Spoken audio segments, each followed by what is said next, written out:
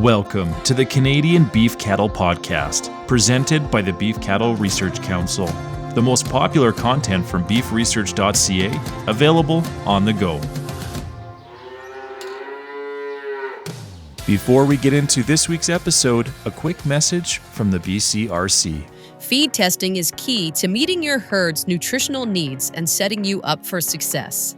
The BCRC's Evaluating Feed Test Results tool helps determine if a single feed can meet basic requirements for different classes of cattle under normal conditions. It's not for full ration balancing, but it can highlight potential issues with individual feeds. For specific advice, consult a qualified professional. This episode is titled, Bale Grazing Checks the Boxes for 3 Canadian Producers.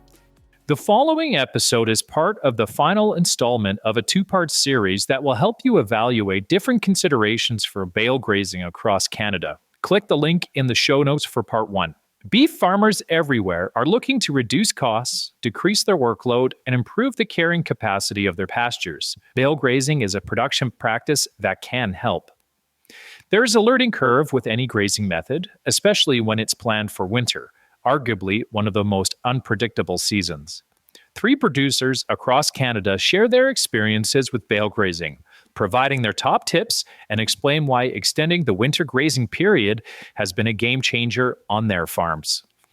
John Dunisvelt operates a beef and sheep farm on 250 acres of pasture land on the north shore of Nova Scotia. He calves his herd of 25 to 30 cattle in May and June and markets his grass-finished beef directly to customers. John says they started doing things differently on their farm after his dad attended a grazing seminar more than 30 years ago. Later, when he was working on his master's degree, grazing management became a big focus once again. As you delve into more ways of trying to extend your pasture and ways to be more cost-effective and labor-efficient, bale grazing becomes sort of an obvious choice, he says.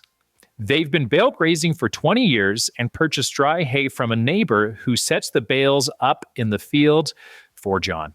We lay the bales out in a strip 25 feet apart in one direction and 80 feet apart in the other, John explains. He uses electric fence to restrict cattle movement and typically moves them twice a week. We choose fields that aren't overly steep and have a heavy soil that is good for binding nutrients. He adds that they move the strips where bales are placed each year, and over time the pasture has demonstrated uniform fertility and growth. Shifting away from barn feeding created a few pleasant surprises, including how clean his cattle stay while bale grazing outside of confinement. I think it reflects well on the cattle's natural ability, he says, adding that cattle are fairly resilient. One year, we had about 4 feet of snow in the fields that we were bale grazing, and it still worked, John remarks. Only the tops of the bales were visible, and John used an axe to open up the bales, but the cattle continued grazing. Excess moisture can be a challenge, so John ensures bales are placed on the round sides rather than the flat end. He removes net wrap at that time as well. If bales are on the flat end, they act like a sponge and soak up moisture, turning into a block of ice, he explains. He finds bale grazing helps mitigate mud problems during spring thaw and the fall period. If you've done a good job on the pasture management prior, you have a pretty good sod, he says. Adding that giving his herd springtime access to areas they've already bale grazed also helps combat mud. I'm surprised that more people don't do it, John concludes. So here are John's top tips. Tip number 1, use narrow strips to quickly set up paddocks. Long, narrow strips give you flexibility for grazing or bale grazing, John says. They use strips that tend to be 50 meters to 100 meters wide. Tip number 2, set up at least one extra wire move in advance. John's farm sometimes receives a heavy snow right around the freezing mark that will stick to polywire, dragging it to the ground. If you have 1 or 2 wires set up ahead and they do break in, they only have access to that, John adds. And tip number 3, stick fiberglass fence posts into the next row of bales, which eliminates the issue of pounding posts in frozen ground.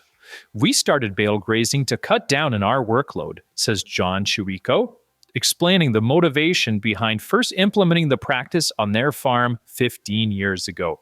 John and Deanne operate a 350 head cow calf and long yearling operation, with calving taking place in May and June. They say bale grazing has helped them work as closely to nature as possible. Yardage costs go down, and it's amazing what it does for our perennial pastures and for our soil and grass volume, he adds.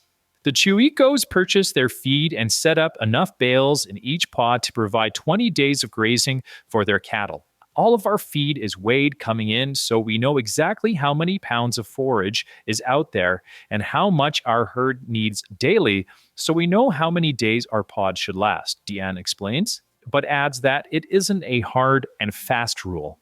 They use feed test results to help them build their pods, adding in green feed and hay of different quality, depending on what they've purchased for that year. They use temporary electric fence to restrict access if their pods contain more than 20 days worth of feed. The Chuicos set up bale pods in specific areas that need improvement. With our planned grazing system, we keep track of our grazing days in the summertime. We're in our pastures every day, and we know where we need to add the nutrients and where we need fertility, Deanne says. They have found bale grazing works with all types of cattle, including bulls, market cows, yearlings, and cow-calf pairs, as long as they have access to adequate shelter and water. They rely on natural shelter and point out that by placing bales 38 feet apart, that acts as a windbreak as well. We keep our calves on a lot longer now until late March, so our cow herds will always have access to water when calves are on them, John says. They work closely with their vet to ensure that they are meeting the needs of their herd. A challenge that they need to work around is wildlife, particularly dealing with bale damage from elk herds. I would love to put all of the hay out where I want in October and get the net and twine off and be done, but that's leaving too much risk, John explains. They instead plan to first graze pods that are at greatest risk for elk damage, or will wait to place bales on susceptible ground until it's closer to grazing time. John and Deanne are clear that there is no one-size-fits-all to planned grazing and bale grazing. There's no recipe to follow that I see, John says. Play around with it. See what works for you. Here are John and Deanne's top tips. Tip number 1. We'll take the tractor and plow a snow ridge, and I'll build the fence in the hardened snow ridge, Deanne says, when they need to use electric fence to split up a pod. Tip number 2. Remove net wrap and twine before it freezes to save time. Last year, John and Deanne hired students who removed net wrap from 800 bales in a single afternoon. And tip number 3, bale grazing can help manage brush encroachment. The cows did a nice number on them, Deanne says, explaining how a bale grazing experiment worked in an area that was becoming overgrown with brush. Hans Myrie runs a commercial and purebred Charolais operation near Riding Mountain National Park in Manitoba. For the past 15 years, he has used bale grazing for part or all of the winter as a cost-saving measure. I started looking at practices that could save winter costs, Hans says. When you figure it out, winter feeding is the biggest expense in the operation, so anything we could do to trim that is helpful, he continues. He soon found the improvements were not limited to his bottom line. As we went along, you started to see the benefits to the land, he explains, and adds that increased grazing capacity was obvious soon after implementation. Over time, his extended grazing system has shifted and evolved. For example, when they first started, Hans only allowed cattle access to 3 or 4 days of feed, whereas now they allow their herd up to a month's worth at a time. If it is going to be more than a month's supply of feed, we will select an extra site or put a temporary fence in, he says.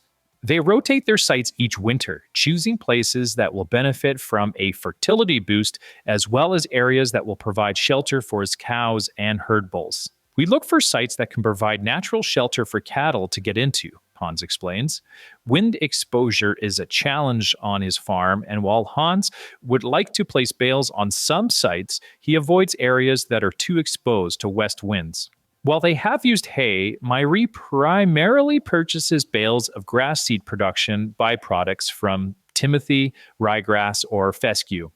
It is a lot cheaper than hay, so you don't have to worry about waste so much. Hans says and adds, the extra residue cattle leave behind actually creates more improvement to the pasture. He tries to create a balanced ration by bale grazing and will incorporate low-quality feed and supplement with silage or grain if needed. Don't think that you have to use high-quality feed to do it.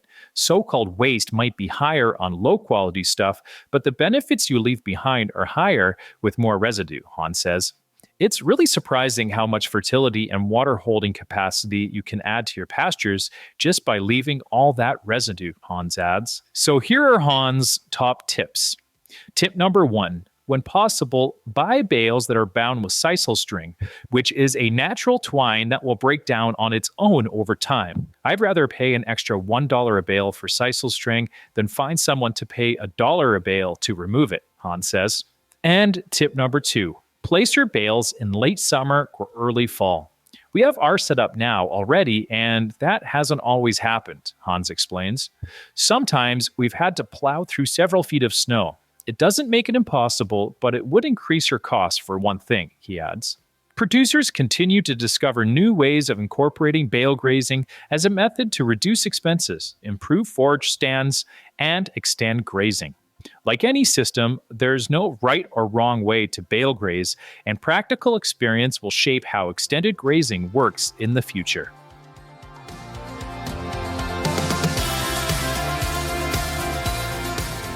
Thank you for listening to this week's episode. You can find all relevant links and information at beefresearch.ca or in the show notes.